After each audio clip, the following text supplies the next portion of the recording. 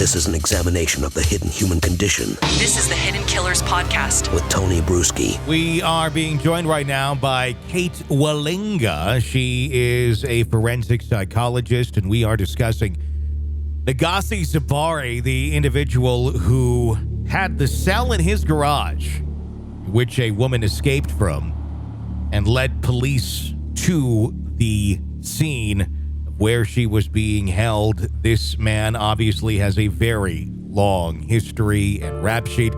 Kate, I'm just going to throw it to you right now. What is your take on this individual with what we know of him thus far?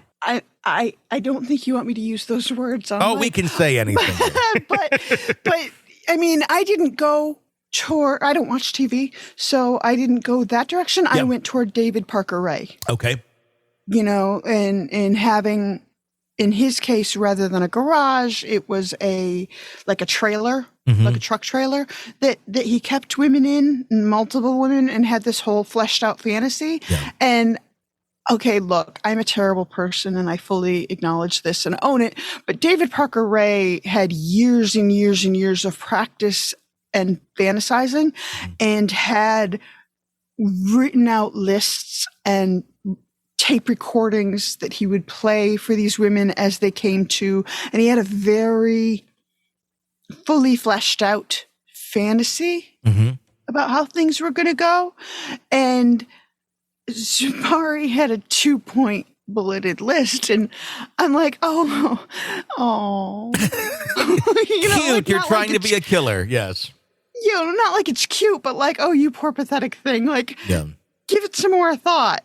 You know, here's a guy who went to Seattle to abduct a woman and drove 7 hours and couldn't handle driving the 7 hours to his home before he had to stop and sexually assault her. So here's somebody with really bad impulse control. And, you know, often, so like earlier we were talking about Human, and in that case, you know, I've said before that you don't, like, for as much as you look at your neighbor and you're like, if somebody in my neighborhood is a serial killer, it's probably that guy. But for real, we don't actually think that. Sure. You know, we don't actually think, like, we think of that as kind of a joke, but like, here's a guy who is high functioning guy, and, you know, had a family and didn't have a record, you know, of violence and sexual assault and that kind of thing. And so like, oh, you know, what a shock, amaze, appall, clutch my pearls. Whereas Zuberi, it's like, nobody, like, all the articles I've read up about him, the number of people who are like, I'll talk to you, but I need you to not use my name. Like, people are actively terrified of this guy. People want to be anonymous. And that's telling. And it really boils down to that, like, go ahead and call. Yeah. You like, you don't have to be sure. It's not your job to be sure, because this guy had kids. Yeah. And so, you know, a lot of people hesitate to call CPS because they're like, well, what if it turns out that they're not actually abusing their children? And I'm like, yes, but what if it turns out they are? It's not your job to be sure. It's your job to have an investigator, you know, investigate. Yeah. And so here's a guy who, he was a loose cannon and people knew he was a loose cannon, but he wasn't, the right microscope was not placed over him. And I have no guesses as to exactly how much damage she did, but a lot.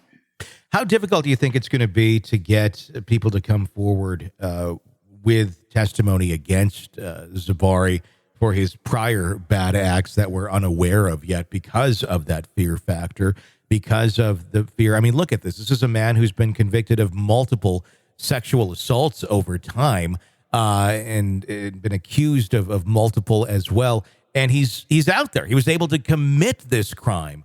So I can understand the fear of, like, you say something, he's going to be back out at a certain amount of time. I would imagine that fear is still there because we don't have really a murder conviction or anything on him. Nor are we likely to. Nor are we it likely sounds to. like. Yeah. I mean, so at some point, he'll be back out. I'm saying. Yeah, which may not necessarily bode well for anyone coming up and raising their hand saying, let me give you some info. It'd be a really hard sell also because let's say that they have enough, which it seems like they do, but let's say that they have enough evidence to convict him on attempted murder. Mm-hmm. That's such a brief sentence compared to actual completed murder that, yeah, I mean, I've read accounts from neighbors who are talking about we are already in the process of moving. Yeah. Because we don't want him to even think that maybe we talked to the police. Like, all of this is, to me, you know, I'm not a profiler, but I mean, I'd move. Yeah. The system is likely, if they are not going to be able to get super strong charges against him to keep him away for a long time, there's no telling what he could do if he gets back out. And I don't know that there is anything that's going to keep him away unless they continue to find and they can get some evidence showing that he has been doing this in a serial sort of way. Even doing it in a serial sort of way, like just the way, you know, between prison overcrowding and the way crimes are, you know, the way time is adjudicated often. Yeah. You know, if you're allowed to serve concurrent sentences, and if you're allowed to do, you know, there are states where it's like you only have to do 85% or 75% of your adjudicated time, and then you're allowed out on good behavior, things like that. Which good behavior, I always hate that phrase so much because it sounds like you chose it. You know, and the reality is when you're in prison, bad behavior stands out. Like good behavior, you're watched all the time. You're told what to do and when to do it.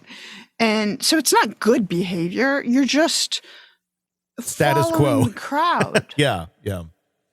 It's not necessarily going out of your way to show good behavior. It's just you're not causing problems. You're just not exactly. You're you know, perhaps lacking the cojones to act out when people bigger and stronger and more heavily weaponized than you are around you, whether that means your cellmate or a corrections officer.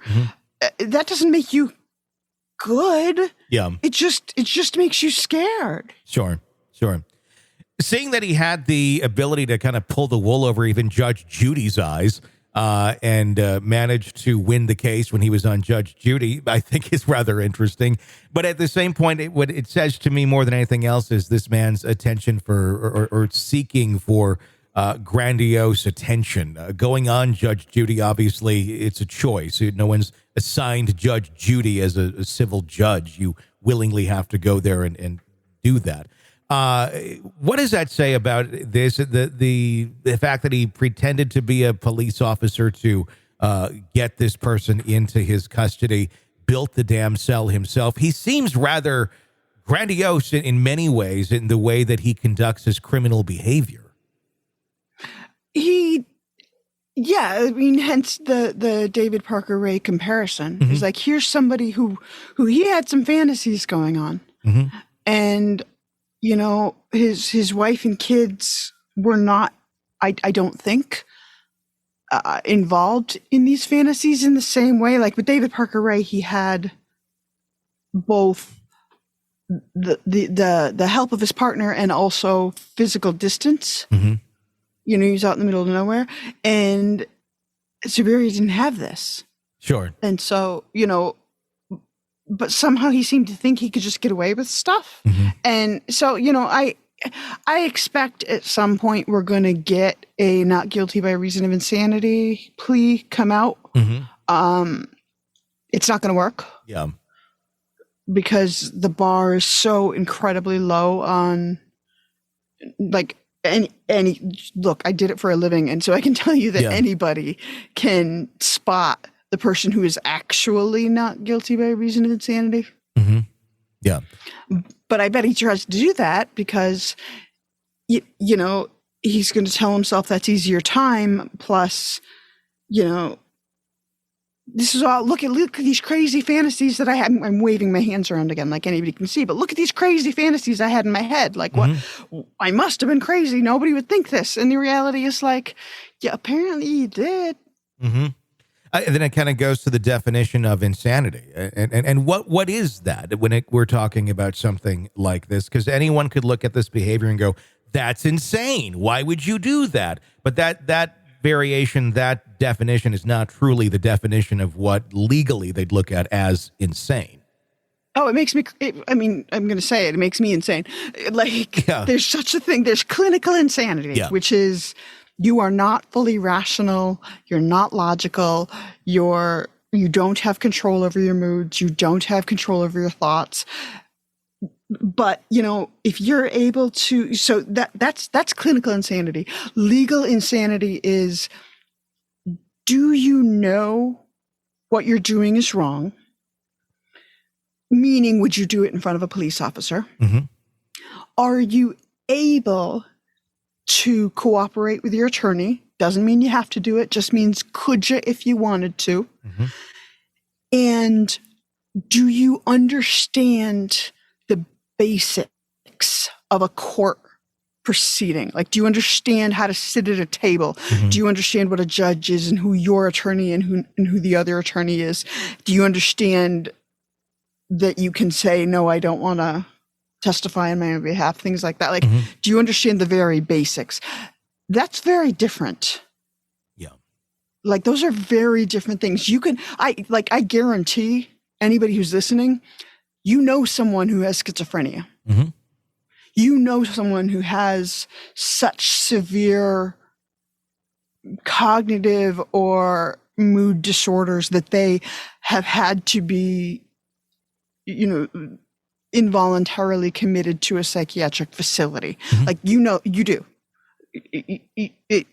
1 in 10 people have severe enough mental illness to qualify as clinically unwell, clinically insane.